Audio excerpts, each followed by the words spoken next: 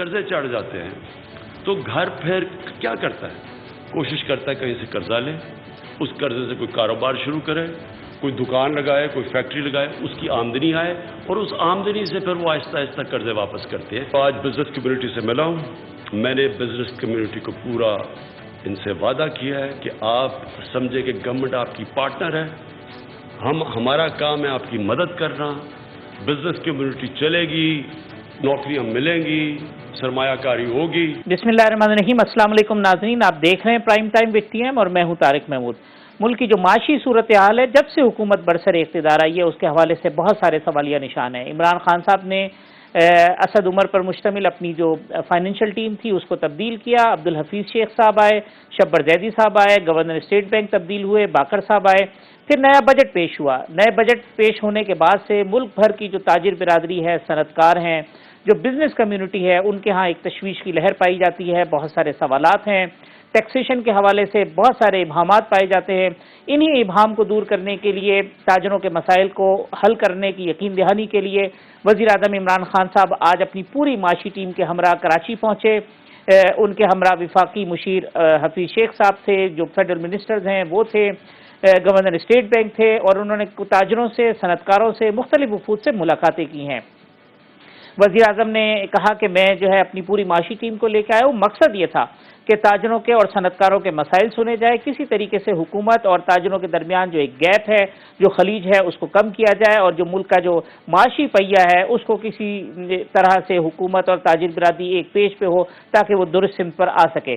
لیکن وزیر اعظم کی ملاقاتوں کے بعد جو تاجر برادری ہے، جو صنعت کاروں کے نمائندے ہیں، جو مختلف ایسوسی ایشن کے نمائندے ہیں، انہوں نے باہر نکل کر جو گفتگو کی ہے وہ کوئی حوصلہ افزا گفتگو نہیں ہے۔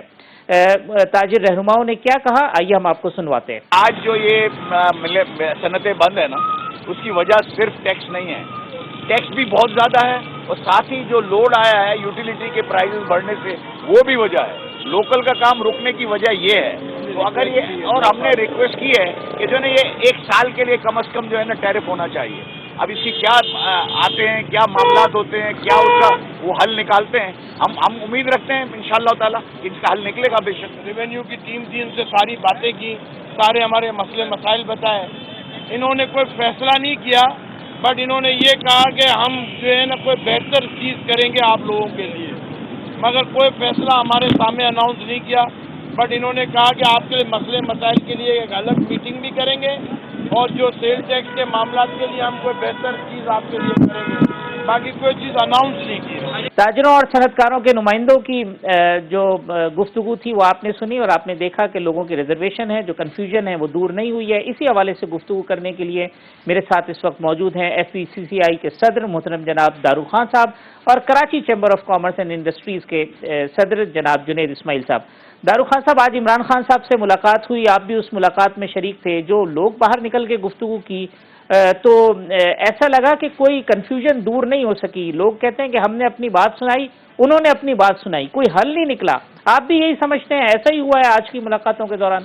جی طارق بھائی، میرے خیال میں آپ کو ہماری آج کی میٹنگ کا پورا فیڈ بیک ملا ہے۔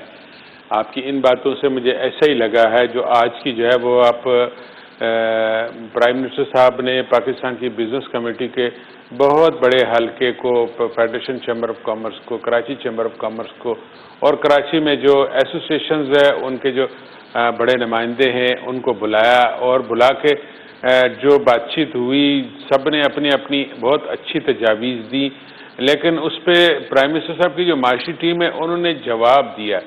یہ جس طرح سے آپ کے کسی اس میں ہم کوئی پریس کانفرنس کرے، اس پریس کانفرنس میں جو ہے وہ پھر صحافی سوال کرتے ہیں، پھر ان سوالات کا جواب ہوتا ہے۔ میرے خیال میں شاید یہ بات ٹھیک ہے کہ عمران خان صاحب اور ان کی ٹیم کی طرف سے ہمیں کسی قسم کا کوئی فیصلہ جو ہے وہ انہوں نے نہیں دیا، نہ ہماری خدشات پہ انہوں نے کوئی منفی میں جواب دیا۔ میرے خیال میں یہ سیشنز جو ہے یہ کسی اچھے جو ان کے ساتھ جو ٹیم ہے ان کو پورے اتھارٹی کے ساتھ جو ہے یہ دوبارہ سے بزنس کمیٹی کے ساتھ مل بیٹھ کے کوئی لمبا سیشن ہو، جو پرائم منسٹر کے پاس اگر خود جو ہے گھنٹہ 2 گھنٹے 1 دن سے زیادہ کا جو ہے اگر ان کے پاس ذاتی طور پہ ٹائم نہیں ہے تو ان کی ٹیم کو تو ہے، ان لوگوں کو شامل کیا جائے۔ جنید اسماعیل صاحب، جب تک میں چاہوں گا کہ آپ کا فیڈ بیک لے لوں، آپ کی بھی یہی تاثرات ہیں جو دارو خان صاحب کے ہیں کہ آپ نے صرف باتیں سنا دی ہیں اور وہاں سے کوئی پازیٹیو یا نیگیٹو رسپانس نہیں ملا ہے؟ دیکھیں بسم اللہ الرحمن الرحیم، ان باتوں کو آپ دو پیرائے میں دیکھیں، اس کے دو سیگمنٹس تھے۔ ایک تو یہ تھا کہ ہمیں بلایا گیا سننے کے لیے، ٹھیک ہے نا، کیونکہ ہم نے کہا کہ اس کے اندر میں انوملیز ہیں۔ دیکھیں بجٹ آنا تھا، بجٹ آ گیا، ایسے ڈکلیریشن آنی تھی، وہ اب آنے کے بعد وہ ایگزیکیوٹ بھی ہو گئی، اور اس کے بعد کے جو مسئلے نظر آئے ہم نے اس کے اوپر جو ہے وہ مختلف ٹی وی چینلز پہ اور اخباروں میں اپنا اندازہ دیا کہ یہ جو باتیں جو ہیں وہ ہمیں ایز آف ڈوئنگ بزنس میں کہیں بھی نظر نہیں آ رہی، اور نہ ہی کاسٹ آف ڈوئنگ بزنس کی ریڈکشن میں کہیں یہ چیزیں نظر آ رہی ہیں۔ یہ دونوں پیرامیٹر جو تھے یہ اسی گورنمنٹ کے دیے ہوئے تھے، اور اس کے بعد بجٹ آیا ہے، اور اس کے بعد جو ہے ایسٹ ڈکلیریشن آئی ہے۔ ایسٹ ڈکلیریشن میں تو ظاہر ہے کہ پروپوزل کراچی چیمبر نے دیا، لیکن اس کے بعد کے جو مسئلے تھے وہ اتنے سارے تھے کہ وہ ٹیکنیکل قسم کے کہ جس میں ہم جا کے الجھ گئے۔ ابھی آپ سنیے کہ آج کی بات ہمیں بلایا، اور بلایا کیوں تھا؟ بلایا اس لیے تھا کہ جی آپ جو باتیں اور جو خدشات دے رہے ہیں وہ کیا ہیں ایسے جو میجر ایشو جس کو ہم سمجھیں کہ اس کو ہم ٹیکل کر سکیں۔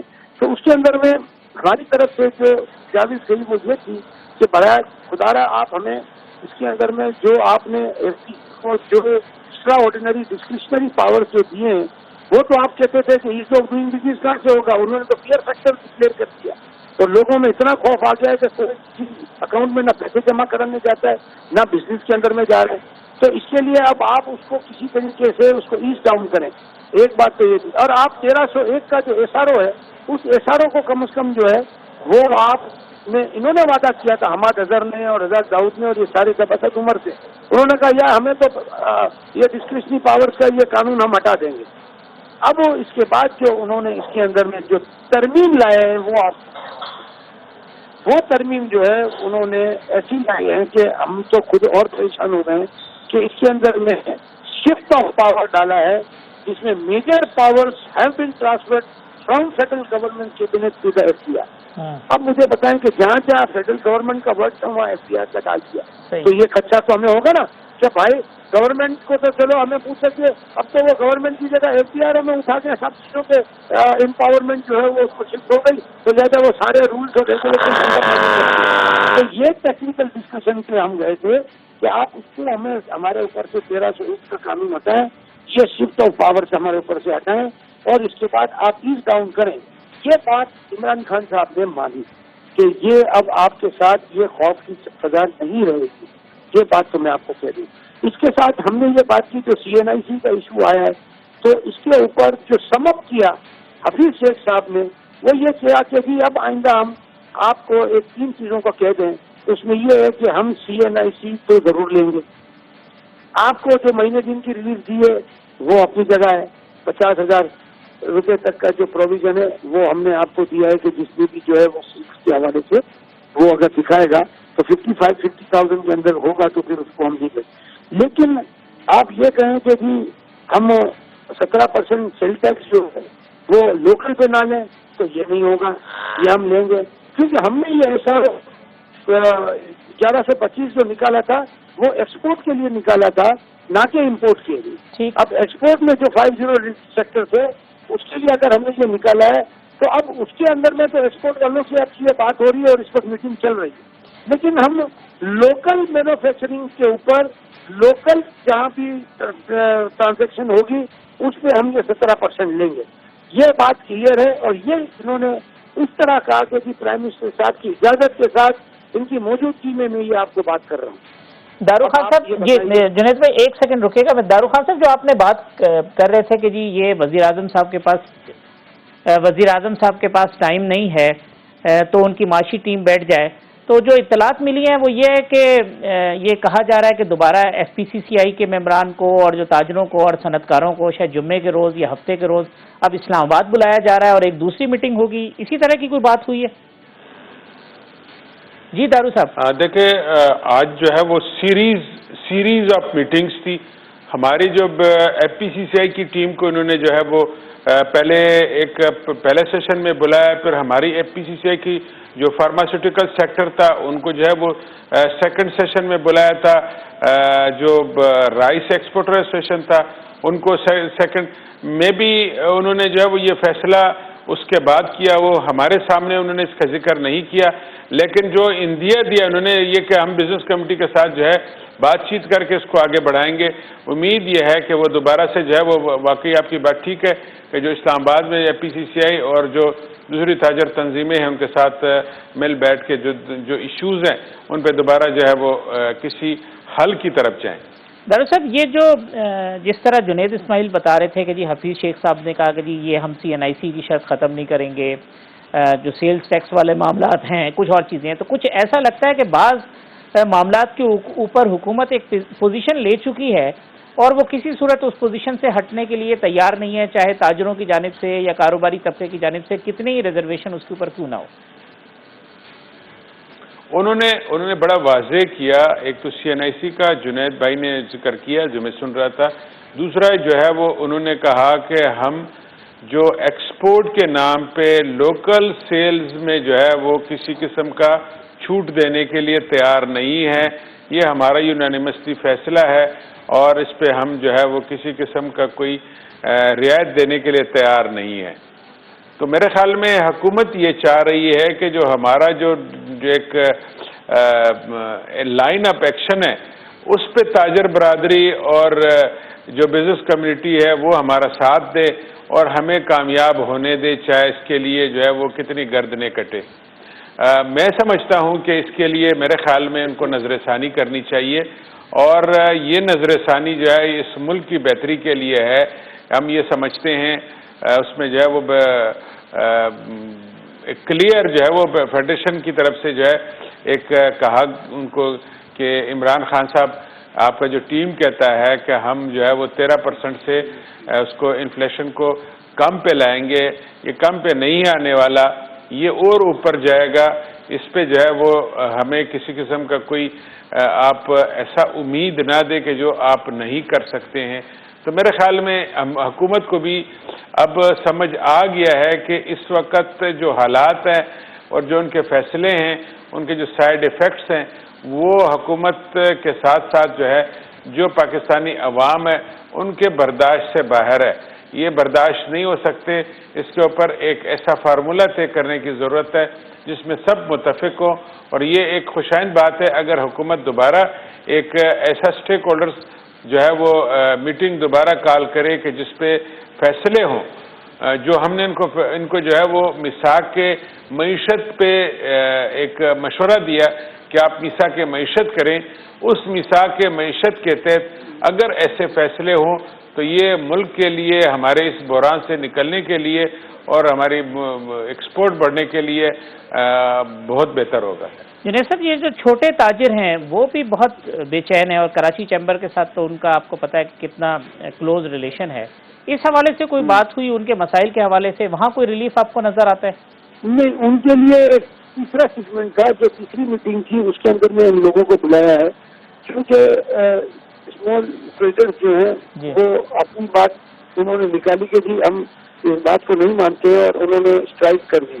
اب کیونکہ کراچی چیمبر کا جو میمورینڈم ہے وہ پروموشن آف ٹریڈ ہے، not the demotion of the trade, تو لہٰذا ہم نے کہا کہ دیکھیں جن کی تکلیف ہے وہ ریٹ پہ آ رہے ہیں، ہم اس وقت آئیں گے کہ جب آپ کے ساتھ ایک فائنل کنکلوژن ہو جائے گا، آپ کوئی بات مان نہیں رہے۔ ابھی اس وقت ان میں بھی آپ ہیں، گورنمنٹ نے جو ہے وہ بیچ میں رکھا ہوا ہے اور ہم آدھا پیچھے آدھا بدیر کی طرف ہیں۔ اب ہم نے اپنے پوائنٹ آف ویو دیے ہیں، کیونکہ دیکھیں یہ وقتاً ساتھ کے ساتھ ہم ان باتوں کو لے کے چل رہے ہیں۔ اسمال ٹریڈرز بھی جو ہیں وہ ہماری چیمبر کا حصہ ہے، اور آپ کو پتا ہے کہ چیمبر میں وہی آدمی ممبر بن سکتا ہے کہ جو ٹیکس پیئر ہو۔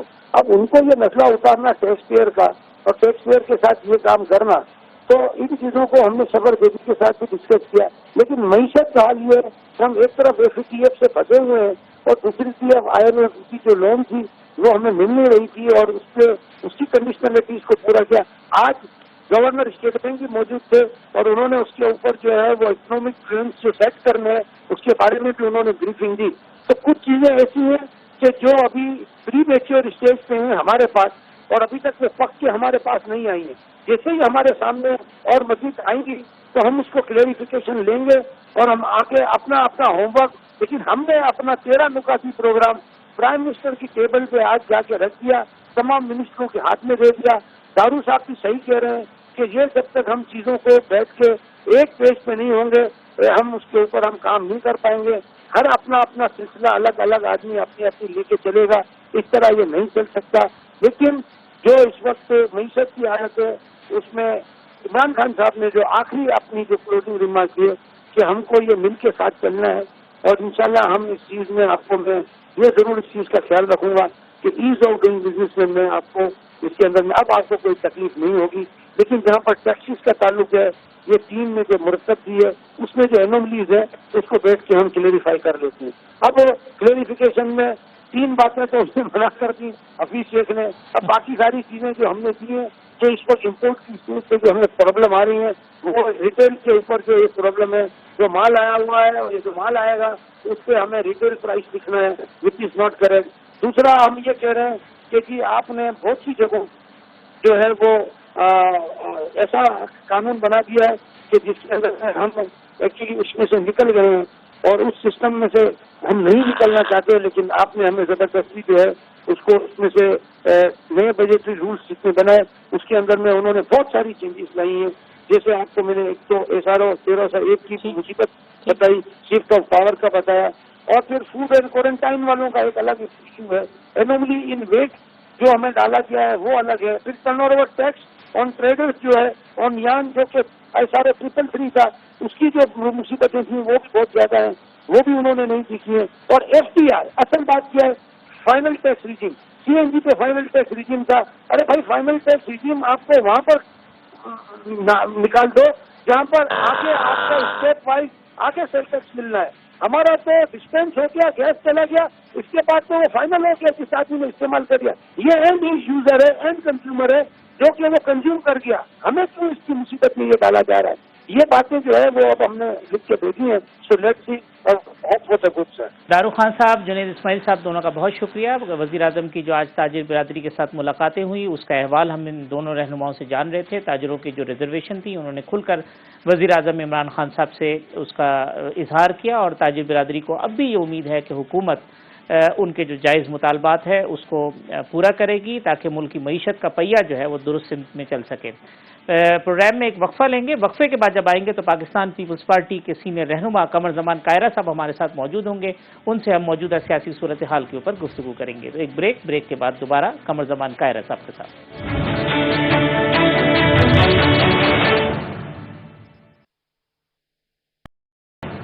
ویلکم بیک ناظرین. پروگرام کے اس حصے میں میرے ساتھ موجود ہیں پاکستان پیپلز پارٹی کے سینئر رہنما محترم جناب قمر زمان کائرہ صاحب. کائرہ صاحب بہت شکریہ وقت دینے کے لیے.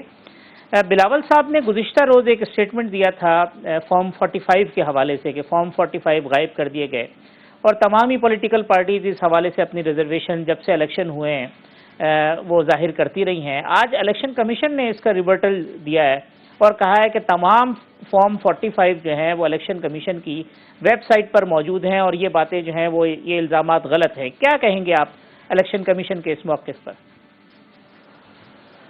جو بات ہم نے کہی وہ آن گراؤنڈ ہے. فارم 45 اصولی طور پہ پولنگ ایجنٹس کو جب کاؤنٹ ہوتا ہے اس وقت آپ سائن کر کے فارم 45 کنسولیڈیٹڈ ریزلٹ دیتے ہیں.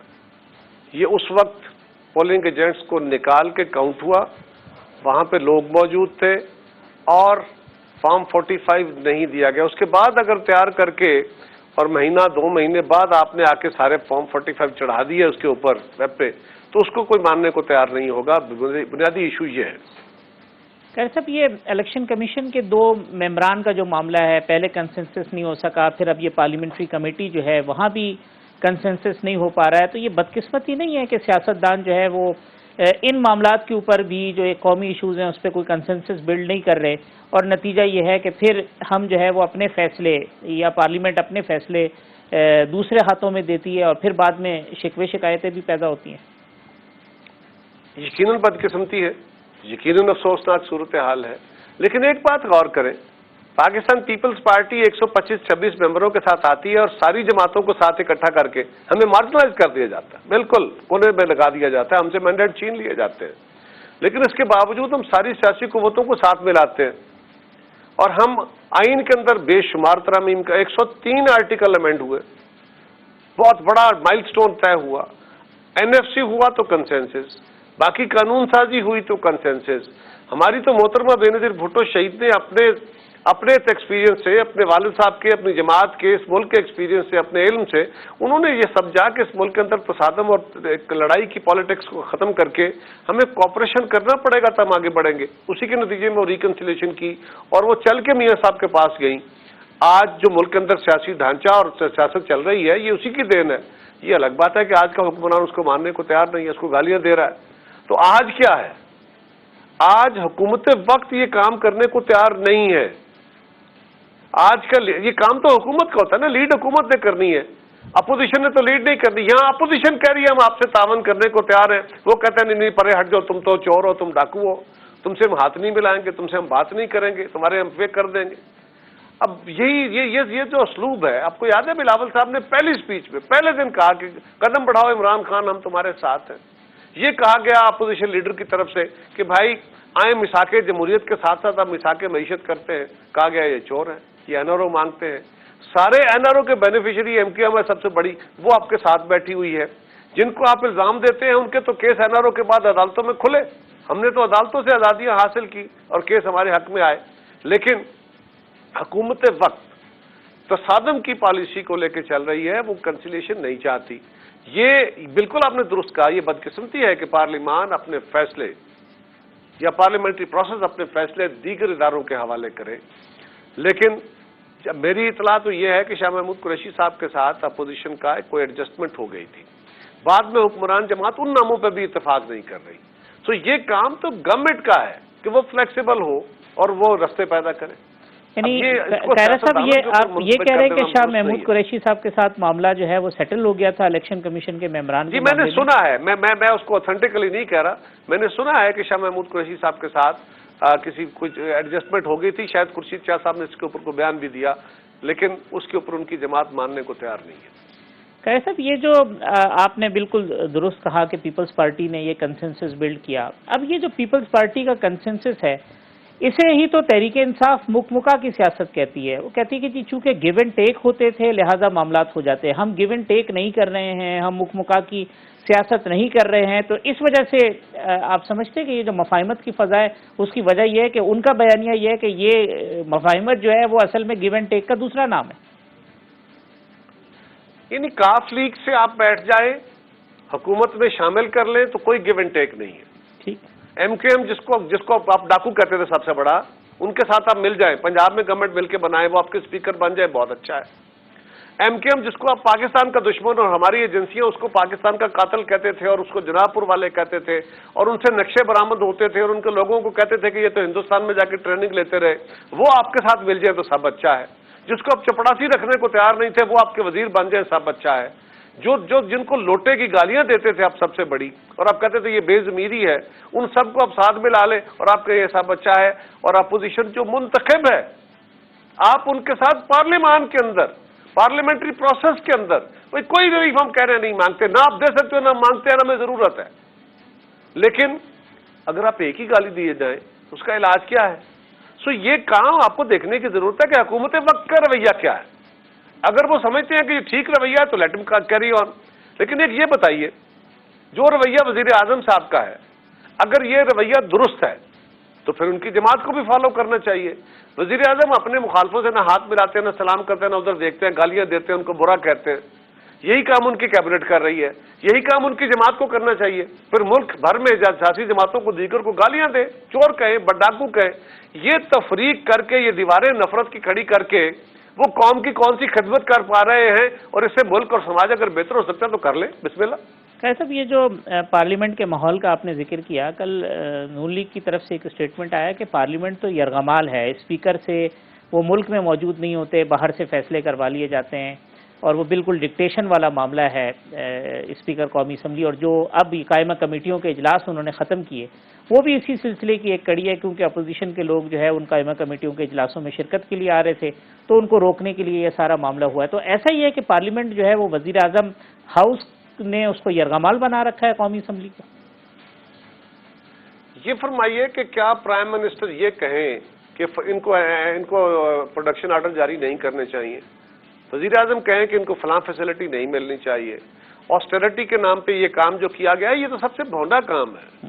ویسے ہی یہ پریکٹیکلی پاسبل نہیں ہے، اور کل اس کو وڈرا کرے گی گورنمنٹ، میں آپ کو دعوے سے کہہ رہا ہوں، اس لیے کہ پارلیمان کی پارلیمنٹری پریکٹس کو سمجھنے کی ضرورت ہے۔ بھائی آسٹیرٹی کتنی کر لیں گے؟ آسٹیرٹی کے اور بڑے ذرائع ہیں۔ آپ ممبران کو کہیں جی ہم آپ کو کمیٹی میں آتے ہیں آدھی فیس آدھا خرچہ دیں گے، اوکے چلے ان کو راضی کریں نا، ان کے اخراجات کم کر لیں۔ آپ نے کیا کیا؟ پارلیمان کے اجلاس میں پہلے ہی کورم نہیں ہوتا، ان کے ممبران پورے نہیں ہوتے، حکومت کی اپنی لیجسلیشن جو ہوتی ہے اس پہ کورم نہیں ہوتا۔ کئی دفعہ ایسا موقع آیا جب بجٹ ڈیبیٹ ہو رہی تھی تو ڈیبیٹ کے دوران، ووٹنگ کے دوران تو ممبران ہوتے ہیں نا، ڈیبیٹ کے دوران ممبر پورے نہیں تھے، کئی دفعہ کورم پوائنٹ آؤٹ نہیں ہوا لیکن ممبران پورے نہیں تھے۔ اگر ایسی صورت میں آپ سیشن کے دوران کمیٹیوں کے اجلاس کرائیں گے تو کورم میں کون بیٹھے گا اجلاس میں؟ اور پھر دوسری بات یہ ہے کہ آپ کے پاس تین ہیں جو کمیٹی رومز ہیں، کیونکہ سینٹ کے بھی اجلاس ہو رہے ہوتے ہیں، تو تین اگر ان کو مل جائیں گے قومی اسمبلی کو تو ان کی 36 کمیٹیاں ہیں، وہ 36 کمیٹیاں جب ملیں گی تو کہاں ملیں گی؟ کیا وہ اخراجات نہیں ہوں گے باہر جا کے ہوٹلوں میں اور باقی جگہوں پہ جا کے میٹنگیں ہوں گی؟ تو یہ بنیادی طور پہ اس کے پیچھے ہے بدنیتی۔ یہ کیا آپ کو نہیں پتا؟ کیا آپ اس کو واقعی آسٹیرٹی مان رہے ہیں؟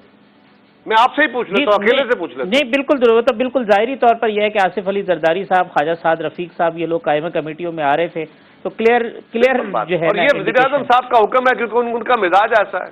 اچھا، کل کیبنٹ کے اندر بھی ایک انٹرسٹنگ ڈیبیٹ ہوئی ہے، پیمرا کو میٹر ریفر ہوا ہے، وہ یہ ہے کہ جی جو زیر تفتیش ملزمان ہیں یا جن کے کیسز چل رہے ہیں ان کے انٹرویوز کے اوپر، ان کے بیانات کے اوپر پابندی ہونی چاہیے، وہ نشر نہیں ہونے چاہیے۔ پہلے آصف علی زرداری صاحب کا ایک انٹرویو روکا گیا، اب یہ ایک اور نیا معاملہ ہے، تو یہ کس طرف جاری ہے صورتحال کہ جی جس کے اوپر کیس چل رہا ہے اس کا کوئی بیان نہیں آ سکتا، اس کا کوئی انٹرویو نہیں ہو سکتا، اس کے اوپر سوچ رہے ہیں یہ سارے معاملات؟ دیکھیے گزارش یہ ہے، فاشزم کی یہی بڑی واضح مثال ہے نا کہ آپ اپوزیشن کے آواز بند کرنا چاہتے ہیں، وہ ان کی طاقت، آپ کے پاس لوگ آپ سے ناراض ہو رہے ہیں اور آپ سمجھتے ہیں کہ اپوزیشن کی آواز میڈیا کے ذریعے لوگوں تک نہ پہنچے۔ آپ ذرا غور کیجئے، حکومت کے کتنے لوگ ہیں جن کے اوپر باقاعدہ کیسز ہیں؟ چیف منسٹر KPK پہ کیس ہے، ڈیفنس منسٹر پہ کیس ہے، ان کے باقی وزراء پہ کیسز ہیں، انویسٹیگیشنز چل رہی ہیں، ان کے اوپر تو کوئی اعتراض نہیں ہے، ان کے اوپر کسی قسم کا اعتراض نہیں ہے۔ وزیر اعظم صاحب کے اپنے بارے میں کیا ہے؟ سو یہ بالکل ایک بھونڈی بات ہے، ایک نیا خواب ہے، اور وزیر اعظم صاحب کا اپنا ذاتی ایک ایجنڈا ہے، ان کو خوش کرنے کے لیے، ان کو اپیز کرنے کے لیے وہ کہہ رہے ہیں کہ مجھے ان کی شکلیں پسند نہیں ہیں، لہذا کسی نہ کسی بہانے سے کبھی آپ ان کو کورا یہ جو ہے کمیٹیوں کے اجلاس میں نہیں آنے دینا، تو کمیٹیوں کے اجلاس ہی صرف ان دنوں میں کرو جب سیشن ہو رہا ہو۔ حالانکہ کمیٹیوں کے بغیر پارلیمانی پروسیس چلتا ہی نہیں ہے، ٹھیک، یہ ممکن نہیں ہے۔ کیسا پہلے کمیٹیاں نہیں تھی تو ہاؤس کام نہیں کر رہا تھا، اب کمیٹیاں بنی ہیں تو کمیٹیوں کو کام نہیں کرنے دیا جا رہا، یہ کون سا تماشا ہے جی؟ صاحب یہ کل نام بھی اناؤنس ہونے جا رہا ہے جو چیئرمین سینٹ کے حوالے سے، 2 روز سے یہ ہو رہا ہے، کل محمد زبیر صاحب سے گفتگو ہو رہی تھی، وہ کہتے ہیں کہ جی سینیٹرز پر دباؤ ڈالا جا رہا ہے، کوئی گورنمنٹ کی سائڈ سے بھی اس قسم کی انڈیکیشنز ہیں کہ وہ کہتے ہیں جی یہ ممبران تو ان کے پاس ہیں لیکن یہ تحریک عدم اعتماد کامیاب کر کے دکھائیں، تو یہ آپ کو بھی ایسا لگتا ہے کہ پس پردہ کوئی سازش ہو رہی ہے سینیٹرز پہ دباؤ ڈالنے کے لیے، وفاداریاں تبدیل کرنے کے لیے؟ کیونکہ فارورڈ بلاک کی تو وہ بڑے فخر سے کہہ رہے ہیں کہ لوگ ٹوٹ رہے ہیں مسلم لیگ نون سے، تو اس جانب بھی خدشہ ہے؟ کوئی ایسی اطلاعات موصول ہو رہی ہیں چیئرمین سینٹ کے انتخاب کے معاملے کے اوپر، تحریک عدم اعتماد کے معاملے کے اوپر؟ دیکھیے ایک گورنمنٹ کی یہ کوشش تو ہے، یہ تو اپنے ہر پالیسی سے یو ٹرن کرنے والے ہیں نا، کل تک یہ لوٹوں کو گالیاں دیتے تھے، آج لوٹے بنانے کی کوششیں کر رہے ہیں۔ یہی کام اگر کوئی اور جماعت کرے تو وہ بری، اگر PTI کرے تو یہ بڑا نیکی کا کام ہے، کچھ نہیں ہوگا ان سے، نہیں کامیاب ہوں گے، لیکن ان کے پیچھے جو پتلیاں تماشے کرنے والے ہیں ان کو یہ عادت ہے پرانی، آپ کو پتا ہے نا، پیٹریاٹ پہلے بنائے گئے تھے، ہمارے دور میں ہمارے کچھ لوگوں کو توڑ کے پیٹریاٹ بنایا گیا. کتنا افسوسناک بات ہے کہ جو بندہ غداری کرے آپ اس کو محب وطن بنا دیں. اس کا مطلب ہے کہ اب غداروں کو محب وطن کہنا ہے. آپ لغت بدل رہے ہیں. اب پیٹریاٹ 2 آ رہی ہے, سنا کوشش ہو رہی ہے. کچھ مسلم لیگ کے لوگ جو ہیں وہ وزیر اعظم صاحب سے ملے ہیں, وہاں کہا جا رہا ہے کہ نہیں جی وہ تو ہلکے کے کام تھے. اتنا یار سفید جھوٹ, اتنا ڈھٹائی سے جھوٹ. قوم کو کیا کہہ رہے ہیں؟ کچھ قوم کو بیوقوف بنانے کی بھی ایک حد ہے, ایک بے حسی کی اور بے شرمی کی بھی ایک حد ہے. جھوٹ بول رہے. اب کہو نا یار ہم کر رہے ہیں جی, توڑ رہے ہیں بندے. یہ ہمارے ملک کے اندر بندے توڑنے کا کام ہماری ایجنسیاں کرتی رہی, واضح طور پہ کر. اب پھر ایک کھیم شروع ہے. یہ کوئی چھپی ہوئی بات نہیں ہے, لیکن انشاءاللہ ان کو ناکامی ہوگی اور اپوزیشن اکٹھی ہے اور اپوزیشن اس تحریک کو کامیاب کرائے گی. اور خدا را میں ان سے بھی گزارش کروں گا جس کا جو کام ہے اور آئین نے جو کام تفویض کیا وہ کرو. آپ اپنا کام تو صحیح کر لو یار, آپ باقی کاموں کو کس طرح کر پاؤ گے؟ سیاستدانوں کو بھی اپنے آپ کو ٹھیک کرنے کی ضرورت ہے, پارلیمان کو بھی ٹھیک کرنے کی ضرورت ہے, عدلیہ کو بھی ٹھیک کرنے کی ضرورت ہے, اور ایجنسیوں کو اور باقیوں کو بھی طاقتوروں کو اپنے اپنی طرف دیکھنے کی ضرورت ہے. خیر صاحب, یہ مجھے ایک بتا دیجیے گا کہ اپوزیشن جس طریقے سے ری الائن ہو رہی ہے, ہر پولیٹیکل پارٹی جو ہے وہ اپنا مومنٹم بنانے کی کوشش کر رہی ہے. بلاول صاحب جو ہے وہ آج سکھر میں موجود ہیں, اس سے پہلے ڈی آئی خان میں انہوں نے جلسہ کیا, گجر خان میں جلسہ کیا. جو پیپلز پارٹی پنجاب ہے اس کو منظم اور متحرک کرنے کے لیے آپ نے بھی ایکٹیویٹی شروع کر دی ہیں, اور اس حوالے سے کوئی پریکٹیکل چیزیں ہمیں نظر آئیں گی پیپلز پارٹی پنجاب کی طرف سے جلسے جلوس کے حوالے سے؟ بات یہ ہے کہ لوگوں کے ایشوز ہے. جی, اس وقت بجٹ سے پہلے ہم کہہ رہے تھے, اب بجٹ کے بعد تو سارا ملک سڑکوں پہ ہے. آج تاجر ہڑتالیں کر رہے ہیں, مزدور ہڑتالیں کر رہے ہیں, ٹرانسپورٹر ہڑتالیں کر رہے ہیں, صنعت کار ہڑتالیں کر رہے ہیں. آپ کے کاروبار جیم ہے, لوگوں کو روزگار نہیں مل رہا, دیہڑی دار غریب پریشان ہے, ٹیکسٹائل ملیں بند ہو رہی ہیں, جو سٹیل ملیں بند ہو گئی ہیں. یہ صورتحال تو اب ایسی بن گئی ہے کہ لوگ احتجاج کر رہے ہیں, اور آنے والے دنوں میں تو لوگ سیاپا کریں گے باقاعدہ. بھوک جب بڑھے گی تو کیا کریں گے لوگ؟ اس صورت میں یہ پولیٹیکل پارٹیوں کی ذمہ داری ہے کہ ہم نے لوگوں کے اس ملک کے مسائل کو اجاگر کرنا ہے, اس کو لیڈ کرنا ہے. ہم کوئی صرف اسے لیڈ لے نہیں رہے, ہم تو گورنمنٹ کو کہہ رہے تھے کہ آپ بجٹ عوام دوست بجٹ دو تاکہ اب لوگوں کو ریلیف دو, ہم آپ کو ووٹ دیں گے. ہم تو بغیر ان کے ووٹ مانگے ان کو کہہ رہے تھے. لیکن اگر یہ عوام کو تنگ اور تنگ دستی میں لے جاتے ہیں اور عوام کی جینا دوبر کر دیتے ہیں اور یہ کہتے ہیں کہ جی 3-4 سال مشکل میں گزار رہے, او بھائی میرے بچوں کو آج رات کو میں نے دھاڑی نہیں لگی, میری روٹی میں بھوکے مر رہے ہیں میرے بچے. جس کے بچے آج بھوکے مر رہے ہیں تم اسے 4 سال بعد کی داستان سنا رہے ہو, جب تک ساری خلقت مٹ جائے گی. تو آج کا بھی بندوبست کرنا ہے, کل کا بھی کرنا ہے, 4 سال بعد کا بھی کرنا ہے. یہ نالائق اس کامل نہیں ہے کہ یہ کام کر پائیں.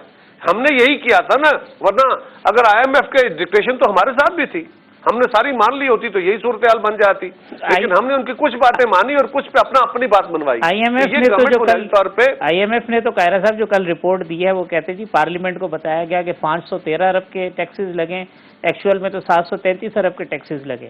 IMF کی رپورٹ تو کہہ رہی ہے جی کہ انفلیشن جو ہے وہ 13% پہ چلی جائے گی. وہ کہہ رہے جی ان کو بجلی کی قیمتیں جو ہے وہ اگلے مہینے 2.5 روپے فی یونٹ بڑھانی پڑیں گی. تو اس کا مطلب ہے کہ یہ تو آہستہ آہستہ باتیں اور کھلیں گی کہ کیا کیا چیزیں جو ہے وہ کمٹمنٹ ہو چکی ہے اور اس کا ایفیکٹ کتنا آئے گا معاشرے کے اوپر. میں یہی گزارش کر رہا ہوں جی بلا پرسائزلی کہ یہ جو بجٹ آنے سے پہلے ہمیں پتا تھا, جو باتیں سمجھ آئی ہم نے قوم کے سامنے رکھی. ہمیں کہا گیا کہ یہ تو غلط بیانی کر رہے ہیں, اب بجٹ امپلیمنٹ ہوگا, امپلیمنٹیشن میں چیزیں کھل جائیں گی. اور اگر گورنمنٹ نے وہ امپلیمنٹیشن نہیں کی تو جو IMF کی سپورٹ ہے وہ وڈرا ہو جائے گی, وہ سسپینڈ ہو جائے گی. اوپر سے آپ کے اوپر FATF کا ایک تلوار لٹک رہی ہے. اس صورتحال میں اور آپ تصادم کی طرف گئے ہوئے ہیں, آپ سوائے اپوزیشن کو گالیاں دینے کو, بھائی کس نے کہا کہ احتساب نہ ہو؟ بالکل کرو. احتساب کرنا ریپ کا کام ہے, کرے, انصاف سے کرے. عدالتوں کا کام ہے انصاف کرنا, انصاف کرے. یہ جو کیسیں نکل رہی ہے اس طرح کا انصاف تو نہیں ہونا چاہیے, لیکن انصاف کرے. اور جہاں پہ ایسی صورتحال ہے وہاں پہ اس کا نوٹس لے. اگر گورنمنٹ یہی کام کرے گی تو پھر ہم کیا کریں؟ ہم تو پھر لوگوں کی آواز بنیں گے. سیاسی جماعتوں کا کام لوگوں کی آواز بننا ہے, اور ہم لوگوں کی آواز بنیں گے, لوگوں کو لیڈ کریں گے. اس حکومت کو فورس کریں گے کہ وہ لوگوں کے ساتھ ظلم اور زیادتی اور دھاندلی بند کرے, اور یہ پتلی تماشا بند کرے, اور صرف IMF کی IMF کا بجٹ نہ چلائے. اس ملک کے عوام کو دیکھے اور ان کو 4 سال 6 سال 10 سال کے قصے نہ سنائے.